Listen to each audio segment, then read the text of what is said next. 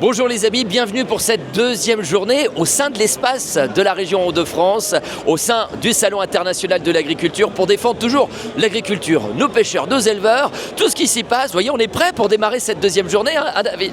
Tu fais quoi, David? Je regarde si on passe pas, c'est à vous. Et alors? Bon, apparemment pas le week-end.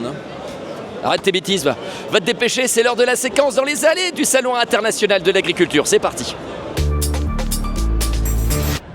Dans les allées du Salon international de l'agriculture, nous avons également les chats qui sont représentés. Je vous emmène découvrir des éleveurs des Hauts-de-France. Venez voir, des chats exceptionnels. Je peux déjà vous dire, vous n'êtes pas prêts. Allez, venez voir. Ils sont là avec nous, nos éleveurs. On vous présente le Maine Coon. Nous avons le Pas-de-Calais représenté, nous avons le Nord et nous avons la Somme également. Nos éleveurs sont avec nous, ils sont là.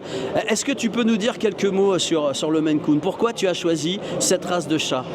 Parce que le Maine Coon, c'est un gros gabarit, c'est intéressant pour le caractère, c'est très proche de l'humain et puis c'est appréciable quoi. Alors c'est vrai que lorsqu'on est à Paris au niveau du salon d'agriculture, il y a la partie un peu stress pour toi, comme pour le chat, pour le concours. Mais je pense que ça se passe bien là, ils sont quand même magnifiques et en pleine forme et puis vraiment détendus. Ah là ouais, c'est vrai qu'ils sont très détendus. Puis lui, il a l'habitude, ça fait 4 ans qu'il y participe. Il a gagné 2 fois, il a fait meilleur mâle et meilleur dans sa race.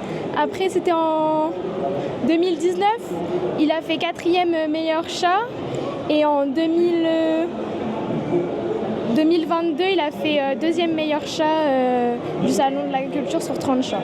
Eh bien, on voulait faire un petit clin d'œil, mesdames, messieurs, justement, à nos éleveurs qui, eux aussi, font partie du Salon de l'agriculture. Vos chats, ils sont magnifiques. Vraiment un grand moment. Eh bien, on voulait vous le faire partager grâce, encore une fois, à ce Salon international de l'agriculture 2026. On va retrouver Fabien, encore une fois, avec de belles surprises pour vous. À tout de suite. Allez, on est parti pour la séquence, on a testé pour vous et là j'ai envie de vous emmener dans un endroit, dans les vergers. Je suis bien accompagné avec Donatien, regardez-moi ça, cet homme heureux qui est avec nous dans ce stand assez incroyable. On va parler de pommes, pas que de pommes, on va parler de vergers. On a un verger incroyable à côté d'une abbaye que vous connaissez certainement, c'est l'une des plus belles abbayes de France, l'abbaye de Vaucelles. On a les vergers de Vaucelles, on a des pommes, des poires, on a un verger exceptionnel. Tu as combien d'arbres dans ton verger? Donc on a 15 variétés de pommes. Environ 4500 arbres sur l'ensemble du verger. Voilà, donc le verger se situe à côté de l'abbaye de Vaucelles, dans le Cambrésis. Et je peux te dire qu'on va se régaler. Alors évidemment, on connaît des pommes et des poires. On a testé pour vous. J'ai ici des amis visiteurs. Les prénoms, c'est comment? Michael. Michael et Marine. Tu viens de quel endroit, Marine? On vient d'Île-de-France, on vient tous les ans. Ah, tu viens tous les ans. Est-ce que tu as déjà goûté au Salon de l'agriculture des pommes? Non. Eh ben voilà, c'est une expérience. On va goûter pour la première fois. Vas-y, prends par Donatien. Vas-y, hein, te gêne pas, on est en famille. Tu sais quoi? Moi aussi, je vais y aller.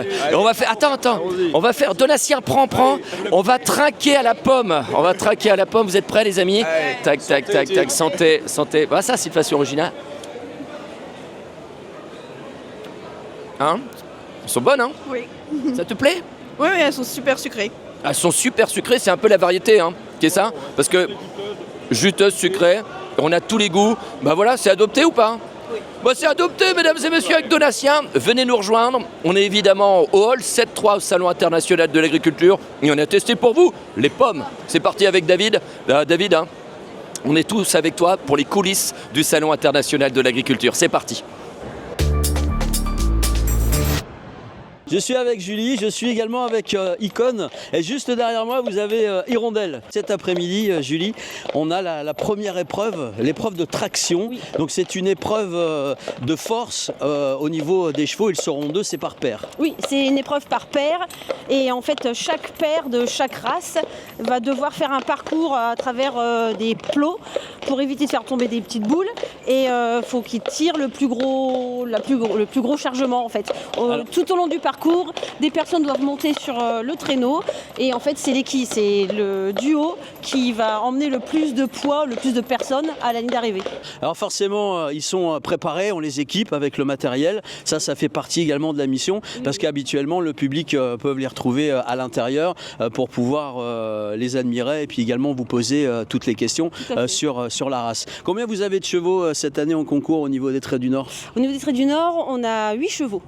Il y a 2 chevaux pour l'épreuve en paire, le cheval qui fait l'épreuve en simple de travail, le cheval monté et 4 juments. Et ben voilà, ça représente encore une fois les Hauts-de-France. Nous sommes fiers d'une de nos races, les Traits du Nord. Nous avons également, sans oublier, les Boudonnais. Les Boulonnais, on aura l'occasion également de les découvrir. En attendant, je vous laisse avec Fabien.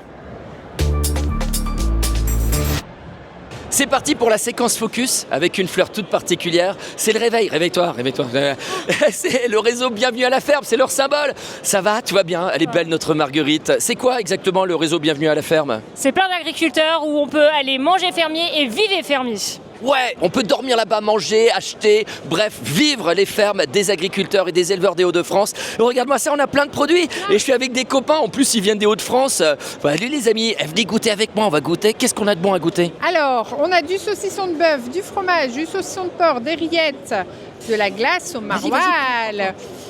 On a de la bière, du nectar de framboise.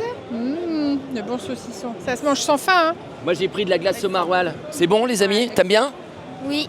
Ouais, génial. Et toi? Excellent. Excellent, bah voilà, on se régale, vous voyez à quel point. Il faut rappeler que tous ceux qui sont présents, ce sont uniquement les agriculteurs, les éleveurs présents sur place. Alors je vais vous dire, moi avec ma glace au maroilles, j'ai de l'énergie, on dit vive, bienvenue à la ferme! Et c'est parti avec une séquence avec les éleveurs qui n'ont pas pu venir au Salon international de l'agriculture. C'est avec les équipes de ma télé qu'on embrasse. C'est parti!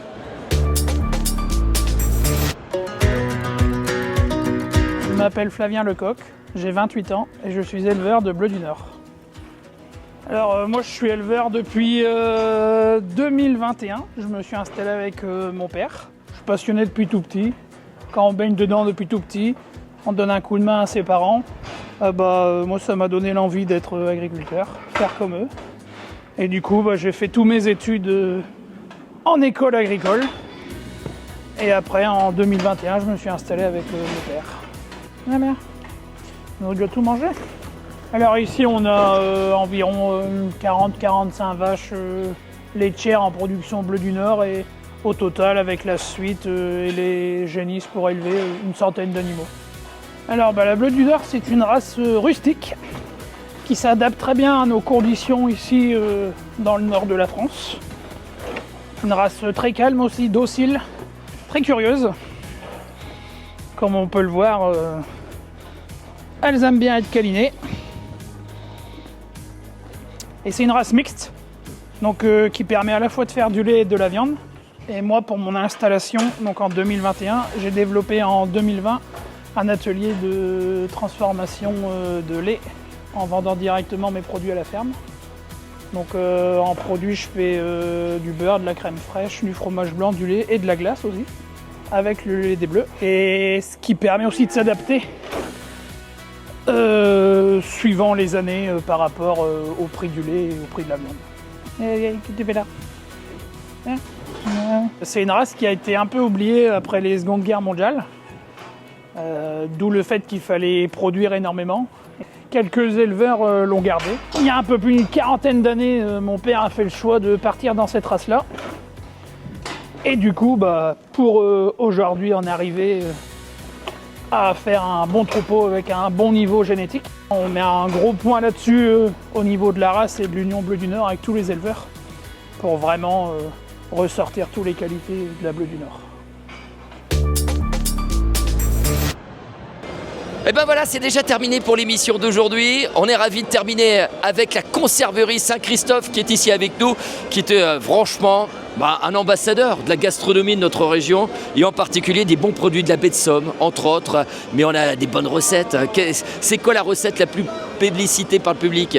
Alors il y en a deux, c'est la terrine d'agneau présalée puis le pot de chevelès. Ah, le pot de chevelès, ce petit pot de viande.